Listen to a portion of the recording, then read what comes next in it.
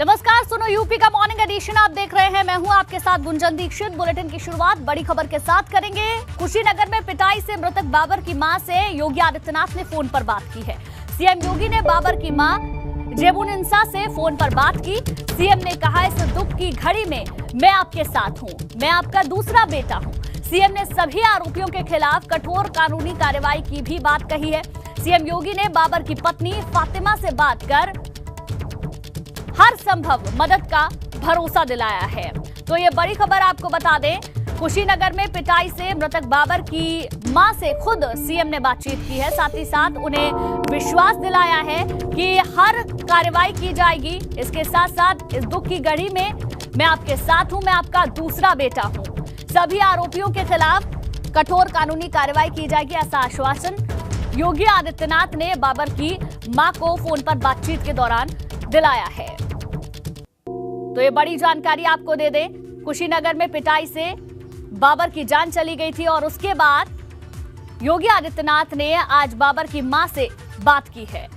योगी आदित्यनाथ ने आश्वासन दिलाया है, कठोर से कठोर आरोपियों के खिलाफ कार्रवाई की जाएगी, आरोपियों को बख्शा नहीं जाएगा। साथ ही साथ उन्होंने अपनी संवेदना भी जाहिर की है। सीएम ने कहा, इस दुख की घड़ी में मैं आपके साथ हूं, मैं आपका दूसरा बेटा हूं।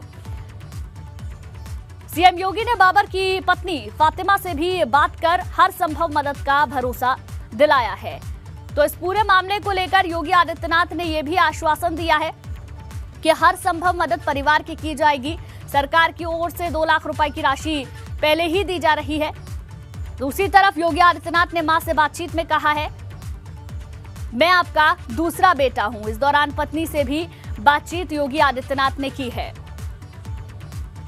परिवार को 2 लाख की आर्थिक सहायता सरकार की ओर से दी जा रही है, लेकिन इन सबसे अलग योगी आदित्यनाथ ने खुद फोन करके मृतक बाबर की मां से बात की है, हर संभव मदद का विश्वास दिलाया है, आरोपियों के खिलाफ कठोर से कठोर कार्रवाई की जाएगी, इसका विश्वास दिलाया। साथ ही साथ इस दुख की घड़ी में मैं आपके साथ हूं, ये योगी आदित्यनाथ ने कहा है बाबर की मां से, और ये भी कहा है कि मैं आपका दूसरा बेटा हूं।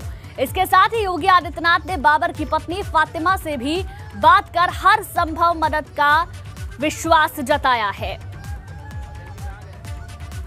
परिवार वालों को 2 लाख की आर्थिक सहायता का ऐलान पहले ही किया जा चुका है, लेकिन इन सब के बीच में योगी आदित्यनाथ लगातार परिवार के प्रति अपनी संवेदना जता रहे हैं। खुद बाबर की मां से बातचीत भी की है और अपनी संवेदना जताई है।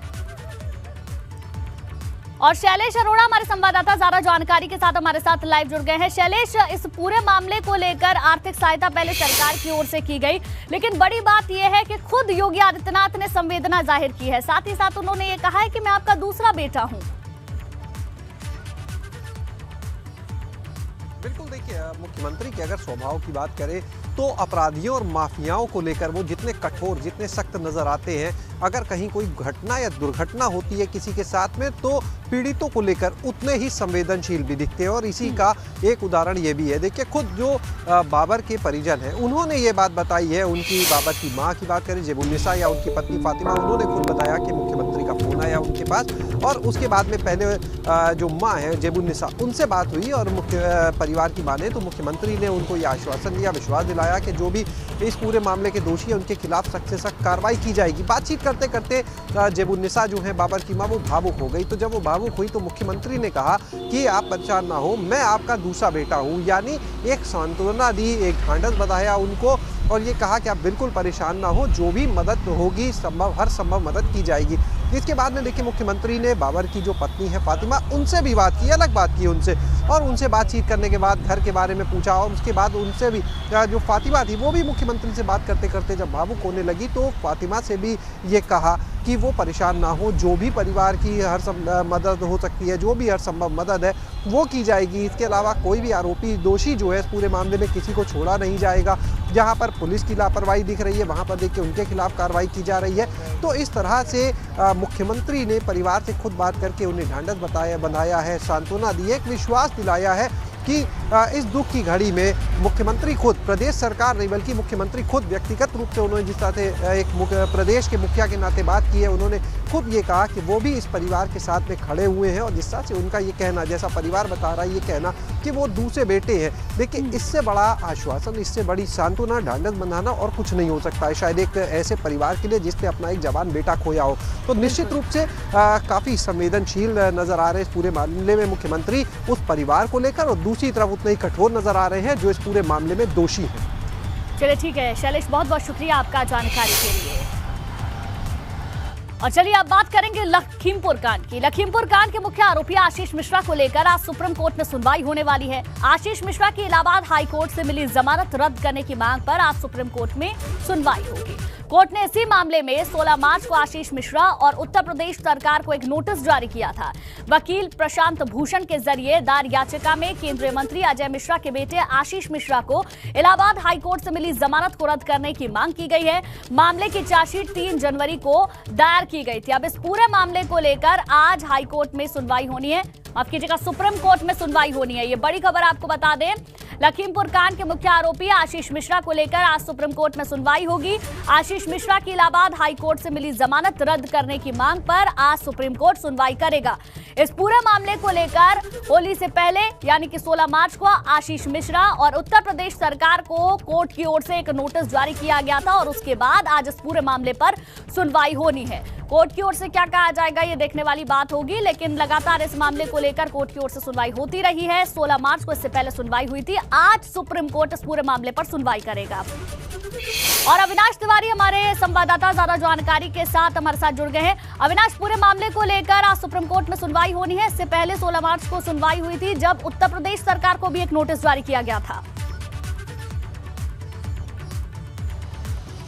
देखिए गुंजन, अगर बात करें तो जो पीड़ित परिवार है यानी कि जिनके परिवार के लोग मृत्यु हुए हैं उनकी ओर से याचिका दायर की गई थी जिसमें वकील प्रशांत भूषण हैं। जिसके बाद सुप्रीम कोर्ट ने 16 मार्च को उत्तर प्रदेश सरकार को नोटिस जारी किया था जिसमें प्रशांत भूषण ने याचिकाकर्ता की तरफ से ये आरोप लगाया था कि उत्तर प्रदेश सरकार गवाहों की सुरक्षा नहीं कर रही है और गवाहों पर हमला हुआ है। और आशीष मिश्रा की जब जमानत इलाहाबाद हाई कोर्ट से हो रही थी तो उत्तर प्रदेश सरकार ने विरोध नहीं किया। कल उत्तर प्रदेश सरकार ने अपना जवाब दाखिल कर दिया जिसमें साफ तौर पर कहा है कि इलाहाबाद हाई कोर्ट में उसने आशीष मिश्रा की जमानत का जिस तरीके से विरोध हो सकता था न्याय उसने विरोध किया था, बाकी जमानत उसको न्यायिक तरीके से मिली है यानी कि इलाहाबाद हाई कोर्ट से मिली है। और जहां तक बात रही गवाह के ऊपर हमले को लेकर के, तो सुप्रीम कोर्ट में उत्तर प्रदेश सरकार ने यह जवाब दिया है कि जो गवाह हैं उनकी आपस की रंजिश की वजह से ये लड़ाई हुई थी जिसमें एक दूसरे पर हमला हुआ था, इसमें किसी अन्य व्यक्ति ने हमला नहीं किया था। यह जवाब उत्तर प्रदेश सरकार ने अपनी ओर से कल सुप्रीम कोर्ट में दाखिल कर दिया है। आज मामले में सुनवाई होगी कि क्यों आशीष मिश्रा को जमानत ना दी जाए, इस मामले को लेकर के आज सुनवाई होगी। अगर बात करें तो 11 बजे के तकरीबन चीफ जस्टिस की बेंच में इस मामले पर सुनवाई होगी जहां पर आशीष मिश्रा की जमानत को लेकर के दलीलें रखी जाएगी कि क्यों उनकी जमानत रद्द की जाए। वहीं वकील प्रशांत भूषण भी अपनी ओर से दलील रखेंगे कि उनको जमानत ना दी जाए। तो ये तमाम सारी दलीलों के बाद सुप्रीम कोर्ट अपना फैसला सुना सकता है। अब देखने वाली बात यह होगी कि क्या कुछ आज दलील रखी जाती है, क्योंकि इलाहाबाद हाई कोर्ट ने जिस तरीके से जमानत दी है उसको प्रशांत भूषण ने अपने याचिका में ये कहा है साफ तौर पर कि उनकी जो जमानत है वो न्याय सम्मत नहीं है। उनकी जमानत के विरोध उत्तर प्रदेश सरकार ने नहीं किया है, उत्तर प्रदेश सरकार की मिली भगत से ही ये जमानत हुई है। इसका आरोप उन्होंने उत्तर प्रदेश सरकार पर लगाया, लेकिन उत्तर प्रदेश सरकार ने साफ तौर पे कह दिया कि न्याय सम्मत जिस तरीके से विरोध हो सकता था उत्तर प्रदेश सरकार ने विरोध किया है। अब आज सुप्रीम कोर्ट तमाम सारी बातों को संज्ञान लेते हुए न्याय करेगा और ये अपनी ओर से अपनी ओर से ये देगा फैसला कि क्या कुछ जमानत दी जानी चाहिए या नहीं दी जानी चाहिए। बिल्कुल अविनाश, देखने वाली बात होगी कोर्ट की ओर से क्या फैसला लिया जाता है। शुक्रिया आपका जानकारी के लिए। आगे बढ़ते हैं, शिवपाल यादव लखनऊ आ सकते हैं। शिवपाल यादव कल तक इटावा में ही मौजूद थे। कल वो सपा की सहयोगी दलों की मीटिंग में भी शामिल नहीं हुए। लगातार शिवपाल के अखिलेश से नाराज होने की खबर सामने आ रही है। शिवपाल ने अखिलेश से नाराजगी पर चुप्पी भी साध ली है। दरअसल एक बैठक हुई थी जिसमें तमाम विधायकों को बुलाया गया था समाजवादी पार्टी के, लेकिन शिवपाल यादव को नहीं बुलाने के बाद उनकी नाराजगी सामने आई और उस नाराजगी के बाद उन्होंने खुद इस बात को कहा कि मुझे नहीं बुलाया गया। समाजवादी पार्टी की ओर से इस पर यह कहा गया कि जो सहयोगी दल हैं उनकी बैठक बाद में होगी, लेकिन शिवपाल यादव का इस पर कहना था कि साइकिल के चुनाव चिन्ह पर उन्होंने चुनाव लड़ा है। ऐसे में जो नाराजगी थी शिवपाल यादव की सामने आई और उसके बाद उन्होंने मुलायम सिंह यादव से भी मुलाकात की। अब इस मुलाकात के बाद शिवपाल यादव लखनऊ आ सकते हैं। कल तक इटावा में ही मौजूद थे। कल जो समाजवादी पार्टी के सहयोगी दलों की मीटिंग हुई थी उसमें भी शिवपाल यादव शामिल नहीं हुए थे। लेकिन सवाल अब सबसे बड़ा ये है कि क्या ये नाराजगी इसी तरीके से जारी रहेगी या फिर नाराजगी खत्म भी होगी।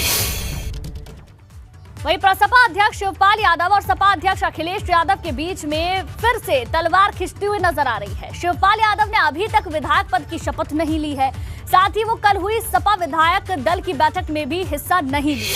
जिस वक्त लखनऊ में अखिलेश यादव मंथन कर रहे थे उस वक्त शिवपाल यादव इटावा में भागवत कथा सुन रहे थे, जिसके बाद साफ दिखने लगा है कि शिवपाल यादव किसी बात को लेकर अखिलेश यादव से खासा नाराज है। वहीं इन सबके बीच शिवपाल यादव आज लखनऊ भी पहुंचेंगे तो समाजवादी कुनबे में एक बार फिर से दरार पड़ती हुई नजर आ रही है, जो आने वाले वक्त में पार्टी की मुश्किलों में भी इजाफा कर सकती है। अब ये देखना होगा कि किस तरीके से ये नाराजगी खत्म होती है समाजवादी पार्टी की ओर से, क्या इस पर तर्क दिया जाता है, क्योंकि कल जो विधायक दल की बैठक हुई, सहयोगी विधायक दल की जो बैठक हुई उसमें भी शिवपाल यादव शामिल नहीं हुए थे। तो इटावा में जिस वक्त शिवपाल यादव भागवत कथा में मौजूद थे उस वक्त हमारे संवाददाता ने लखनऊ में उनकी गैर मौजूदगी पर कई बार सवाल किए, लेकिन शिवपाल यादव ने किसी भी सवाल का जवाब नहीं दिया।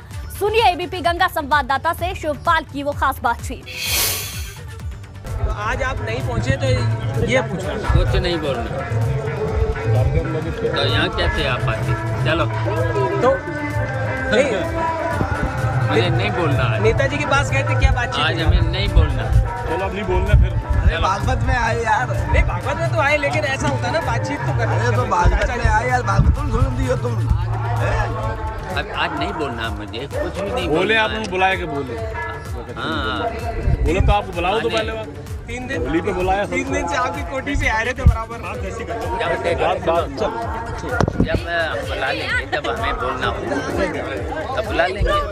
आज नहीं बोलना है, क्या पे बोले बता दो, कोई मुद्दा ही नहीं मेरे पास अभी। आज बैठक अभी 5 बजे चल रही है, उसमें नहीं बस मुझे नहीं पता, जब मैं भागवत में नहीं दीदी फोन दो अपना। तो शिवपाल यादव को यहाँ आपने सुना, ये उस वक्त की दरअसल बातचीत है जिस वक्त समाजवादी पार्टी के विधायक दलों की बैठक चल रही थी। शिवपाल यादव इटावा में मौजूद थे और जब उनसे बातचीत करने की कोशिश की गई तो वो कहते हुए नजर आए कि मुझे आज कुछ भी नहीं कहना है। वही हमारे संवाददाता नितिन उपाध्याय इस वक्त इटावा में शिवपाल यादव के घर के बाहर मौजूद हैं और हमारे साथ जुड़ गए हैं, सीधे उनसे बातचीत करते हैं। नितिन, वहां पर क्या हलचल देखने को मिल रही है, क्योंकि इटावा से आज लखनऊ पहुंचेंगे लेकिन जो नाराजगी है वो नाराजगी बढ़ती हुई नजर आ रही है।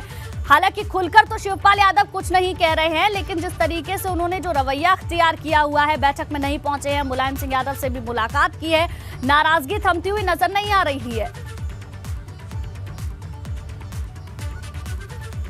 देखिए बिल्कुल, देखिए जिस तरीके से विधानसभा चुनाव में जब ये पूरी तरह से कहा गया कि चाचा की उपेक्षा की जा रही है भतीजे द्वारा, तो आखिरी में जाकर उनसे उनके जो गठबंधन है, उनका जो दल है उससे गठबंधन कर लिया गया। लेकिन चुनाव चिन्ह साइकिल पर शिवपाल सिंह चुनाव लड़े और एक सीट जो थी वो उन्होंने अपने बरकरार रखी। कुल मिला के इसको 26 तारीख को याद करना होगा। 25 तारीख को जब शपथ ग्रहण समारोह के अगले दिन जब विधायकों की मीटिंग अखिलेश यादव ने बुलाई तो शिवपाल सिंह यादव अपने जो कार्यालय पर मौजूद रहे और उन्होंने मीडिया से आखिरी बार तभी बात की और उसमें उन्होंने कहा है कि मैं 2 दिन से यहाँ इंतजार कर रहा हूँ, मैंने समाजवादी पार्टी को पूरी तरह समर्पित हो गया हूँ, सारी शर्तें मैंने मान ली, लेकिन मुझे लगातार अपमानित किया जा रहा है और मैं सीधे जसवंत नगर के लिए निकल रहा हूँ। और उसके बाद वो दिल्ली गए, दिल्ली के बाद वो लौट कर कल इटावा में एक भागवत कथा समारोह में नजर आए, वहाँ भी नहीं बोल रहे। तो कुल मिला के ये कहा जा सकता है कि शिवपाल सिंह यादव को जो तवज्जो नहीं मिली है, बार बार उनका जो अपमान हो रहा है, उनको बार बार उनको साइडलाइन किया गया और अब जब पूरी तरह से समाजवादी पार्टी हार चुकी है, पराजय का मुंह देख चुकी है,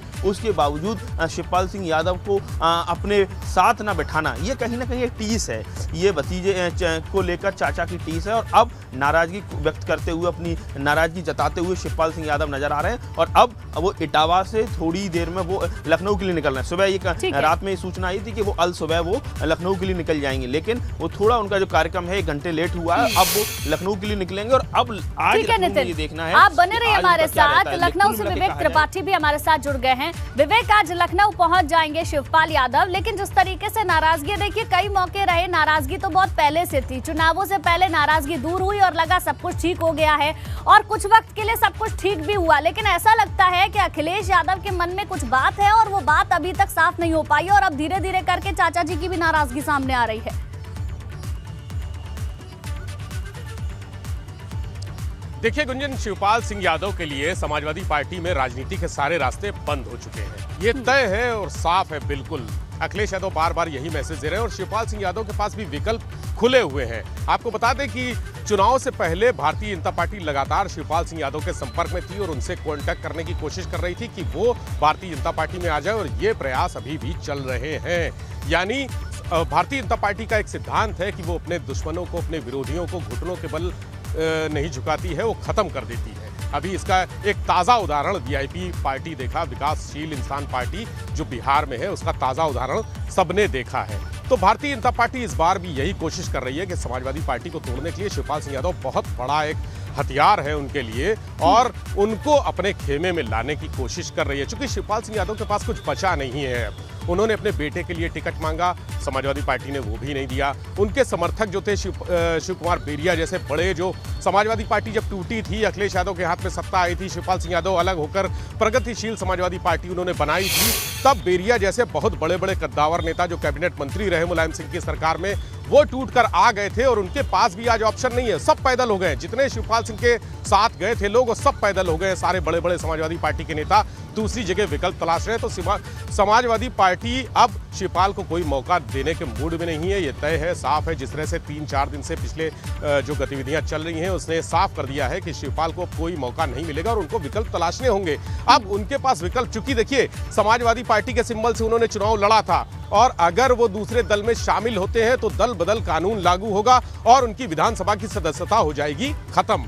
ऐसे में होना क्या है कि विधान परिषद में उनको लाया जाएगा और उसके बाद उनको मंत्री बनाया जाएगा। ये एक विकल्प है और ये चर्चा है और शिवपाल सिंह यादव इस पर गंभीरता से विचार भी कर रहे हैं। सबसे बड़ी खबर है राजनीति की, आज शाम को अगर वो आएंगे, जैसा बताया जा रहा है सूत्रों के मुताबिक कि शाम को शिवपाल सिंह यादव यहाँ आएंगे लखनऊ और उसके बाद अगले कुछ घंटे बड़े रोमांचक रहेंगे और बड़े जो राजनीति है उत्तर प्रदेश की उसमें बड़े परिवर्तनकारी, हाहाकारी परिवर्तन होंगे, ऐसा लोगों का कहना है, मानना है। समाजवादी पार्टी से जुड़े लोगों का भी और भारतीय जनता पार्टी से जुड़े लोगों का भी कि शाम को आने के बाद गतिविधियां तेज होंगी और समाजवादी पार्टी को तोड़ने के लिए एक बड़ा दांव भारतीय जनता पार्टी और चलेगी कि शिवपाल सिंह यादव। देखने वाली बात होगी कि जब लखनऊ पहुंचेंगे शिवपाल यादव तो क्या समाजवादी पार्टी और शिवपाल यादव यानी कि प्रसपा के बीच जो इस वक्त चल रहा है वो ठीक होता है या फिर इसका एज भारतीय जनता पार्टी उठाती है? क्या कुछ होगा, ये देखने वाली बात होगी। नितिन, आपका भी बहुत बहुत शुक्रिया।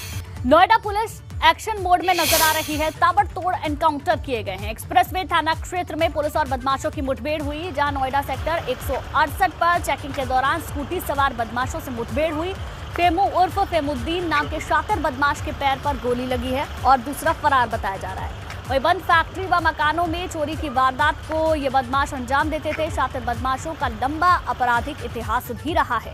नोएडा फेज 2 थाना समेत कई थानों में लगभग 1 दर्जन से ज्यादा लूट व चोरी के मुकदमे भी इनके ऊपर दर्ज हैं। मौके से चोरी की एक स्कूटी, एक तमंचा और 2 जिंदा कारतूस भी बरामद किया गया है।